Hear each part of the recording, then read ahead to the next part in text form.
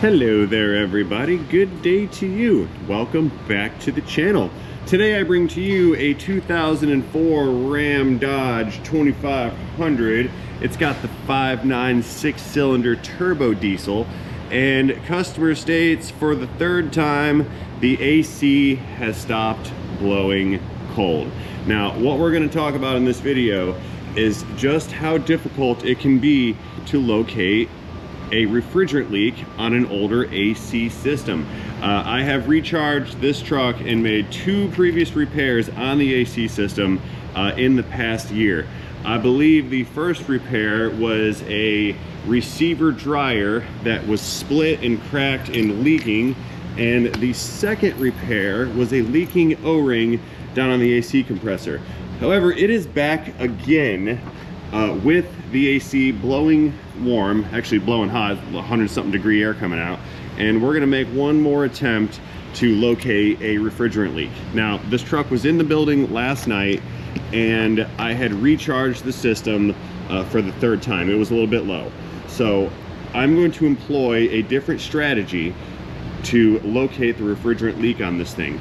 Let's get this little Geiger counter meter. It's not really a Geiger counter, it's actually a refrigerant detector, but we're gonna get this thing fired up real quick, let it warm up, and then we're gonna go around and we're gonna sniff in some locations to try to locate the refrigerant that's coming out of the system.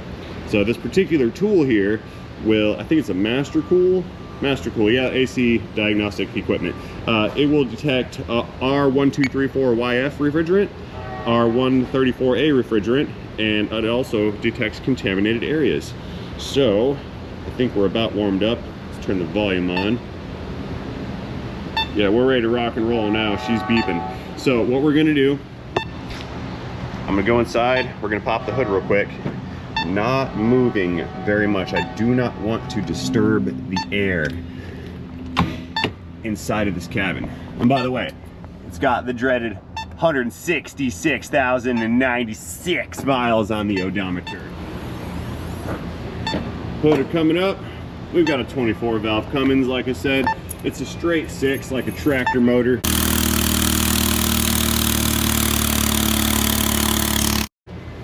Let's go and try to find some refrigerant real quick. So the first place you want to start when using a refrigerant detector is always going to be the service ports. Those things are natural leakers. Yeah, see, it's a natural leaker, which is why we have to have the caps. Now some of these are excessive leakers, which is why I change them every time I do a service or meet a new AC system.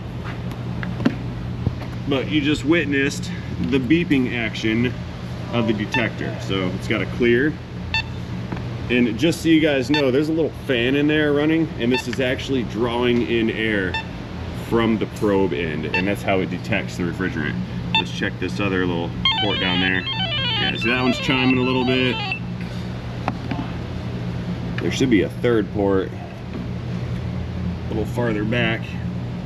This one's built into the receiver dryer, or accumulator as they're called.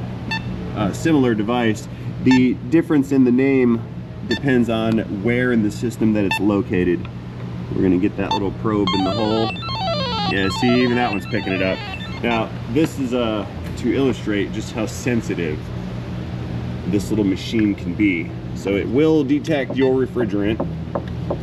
So now, let's go ahead and put this thing on all of the connections at the pipe. See that little connection there, that union?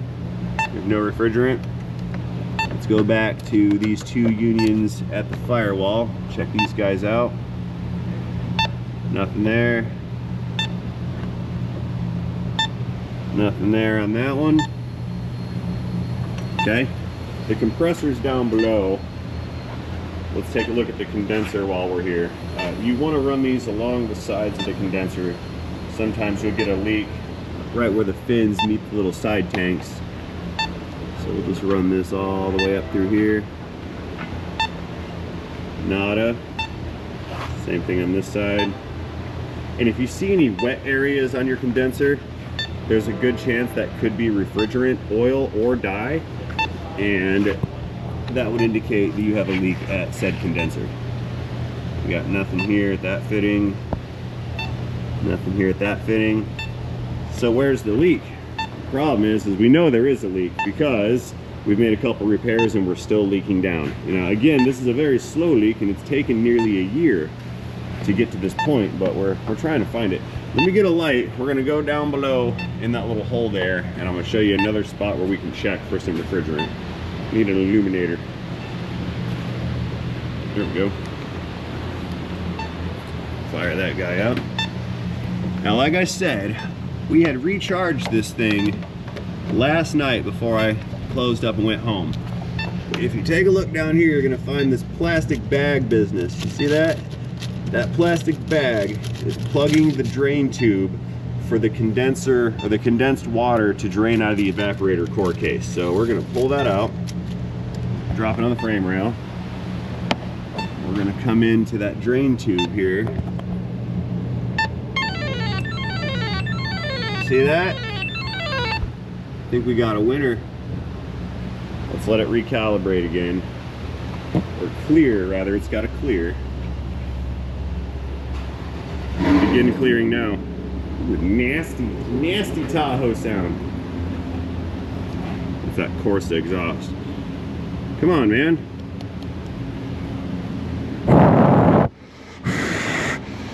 There we go. Just blew the tip out. Okay, let's go back in once again into that little drain tube. You guys see it? Look at that. So we're chiming right here. Now let's go into the cabin and we're gonna check at the vents inside. When I came in, or when I brought this truck in last night after we charged it, I came into the cabin here. We closed up all the vents, okay? What we want to do, we're going to try to find refrigerant at the vents as well. So we have it at the case at the bottom. Nothing yet. I have an idea. Let's turn the blower motor on ever so slightly. Where's the key? There she is. Okay, right now the blower motor's off. You have to start this with that motor turned off. Key this on. Get our probe in the dash right here, and we're just going to give it a little bit of blower fan. Oh, got it. See that? There is refrigerant inside of the HVAC box. Let's go in a little bit deeper and try to find some more evidence here. I need that light one more time. What'd I do with it? Left it down here. Fortunately for me, it's got a big interior in this Dodge Ram, and that gives us some space down here to our HVAC box. So we see right here, that is the pass-through grommet for the water drain, which means the evaporator core should be right here inside of this general area. If we look right here, you can see the resistor or speed controller for the blower motor, and that speed controller is bolted into a cutout inside of said case. So let's unbolt that unit right there and go in one more time with that sniffer and see if we can't detect more refrigerant closer to the suspected source. So I'm going to need Phillips number 2-bit screwdriver. It's the plus shaped one. Okay, this might have been too long of a screwdriver. Epic failure. Yeah, a little bit too long. Weak. Come here, screw bit. There we go.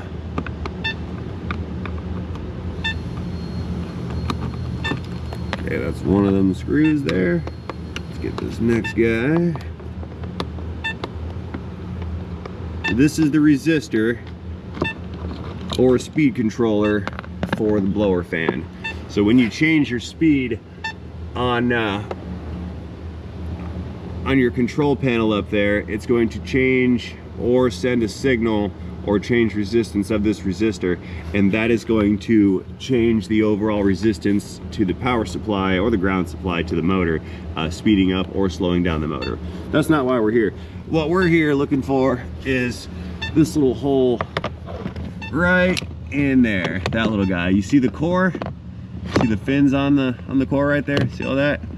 That is our little miniature cold radiator to pull the heat out of the passenger compartment. So we're gonna stick our probe in here. Look at that. Yeah, now we're going pretty hard. So we are detecting refrigerant inside of that box, okay? Let's go in there with a camera. Since we really can't see too far into that hole, let's go in there with a camera and get a visual on that core. Let's see what it's looking like inside. Put that there. What I have here is the Milwaukee Borescope. It's the camera on the end of a stick. See that little guy, little snake looking guy right there? We can shove this thing in that hole and then we can see things that we're trying to see. A little bit inverted. There we go. So here, let's set this guy up right here. Let's figure out which one of these is the top. One thing Milwaukee could have done a little better with this is made the output for the camera like up here instead of on the back side. That way you can set this down and look at it. I'm being a little critical, but here's what it is. Anyway, this is the top of the camera, so now we're oriented properly. Let's go in right through here and we can take a look. Look at that right there. See all that? You guys see the green? That is refrigerant dye. Oh, the light's messing me up. See all that green right there? That's all dye and contaminant from inside the system. Let's go a little higher up in the core. You can see up here, it's like a bunch of dirt, hair, dog hair maybe, dust, and there's some more green. There's our leak right there. Found it, that corner right there. That's our leaker. Yep, right there where it meets its pipe, little tubing that comes into it. So that's a confirmed kill. It took a year to narrow it down. And I know you got to be wondering, well, how come it took a year when it took you, you know, 15, 20 minutes? Well, that's because we had a lot of other leaks to handle first, and that's usually the last place that gets checked. So that's why it took a year. It was a very slow leak, and we didn't realize there was a leak back there until that leak was fixed once, the compressor leak was fixed once, there was an O-ring back there. I'll show you the compressor real quick. Right down here. Yeah, we had found an O-ring on the back of this compressor over here that was leaking. Somebody changed that unit once upon a time. I don't think we did it here, but it's been changed. We found an O-ring back there that was leaking. There was dye all over this guy. Let's come on out. So yeah, sometimes it takes a while. I mean, plus the car doesn't come back all the time either. I don't really do the services on it. I think he travels a little far. But what the repair is going to be on this is we have to pull this HVAC box out of here, which means we have to pull the dash out of here, which means the A-pillar covers have to come off, center console has to come out, steering column's got to come out. It's about I think an 8-hour job, something like that. But we need to pull that apart, get that core out of there, slap a new one in, and then we can recharge it for the third and final time, and that will have buttoned up all of the leakers on this particular vehicle right here. Okay, so one more method to give us a confirmed kill here. So I've got this stick light. It's a multi-purpose light. It's a Streamlight multi-purpose light. It's got, hang on here, let's get this right. There's one side that lights up, other side that lights up, and then on the end, where's that little dealio? There's a black light, there it is. See that right there? So that black light is reactive to the ultraviolet dye that is put into the oil for this AC system. Over here on the cardboard box bench, I happen to have a compressor that is covered in UV dye from a shaft seal leak. And if we shine the light on it, we can see how that dye illuminates quite brightly under black light. So there's black light, no black light. Black light, no black light. See that? Now, although we can still see the green, it becomes remarkably profound when we shine the illuminator on it. See that right there? So let's take this little guy, shove it up into that little box, and take a look at any dye that is inside, because although it looked green, it cannot be confirmed without using the black light. And this is going to give us multiple levels of confirmation here. And I am seeing, let's go in a little deeper here. I am in fact seeing, I hope the camera picks it up, but I am seeing that bright glow of the ultraviolet. Man, I can't get a good angle on it. It's not a very bright light. I am seeing the glow here. Oh, let's see here. How's that? A little better? Man, you guys can't see in there. There's not really enough light. I can see it. It is glowing bright green. Words, can't get that right. So that is a confirmed kill on a leaking evaporator core on this Dodge. So we got it with the sniffer. We got it with the black light. We got it because we know it leaks, and we also use process of elimination to button up all of the easier to locate leaks on this before we ended up having to go for the big job and require that the dash comes out. So it's been a 1 year in diagnosis so far to narrow this down and get it right. I'm pretty leery on calling out evaporator cores that leak because they're very hard to find. And if you don't get it right, then you cost your customer thousands of dollars only to find out that's not it. And that's the worst thing you could possibly do is do the big job like that first, charge all this money, and then a few months later, it leaks down again and you find out it was something stupid like a valve or an O-ring or a split in the condenser somewhere. You want to take a look at that easier stuff first, and then once all else fails you, you can go after the big one. Now, I do realize from the beginning of this video that little leak detector did pick up some refrigerant at those service ports, but I'm gonna give this a shot with the light real quick, and we can even see in there it's not really illuminating. So we do have some dye that's on the outside from previous service attempts, but inside, after a cleaning of those Schrader valves, we do not see dye. So although there is seepage past the little rubber seal in those valves, it's not enough to carry any oil with it, and because of that, it's not enough to carry any dye with it, which is also why we also use the detector on the hard to find leaks. So let me know what you think about this process in the comment section down below. I think I'm gonna go ahead and close this one out right now. I have to build the RO, the work order, the estimate on this, send it over to the owner of said Dodge Ram, and we're gonna see what they would like to do about this situation. If we end up doing the work, I will probably post some update videos on that. Like I said, the dash has to come out, so I've got a clearer space to do it with.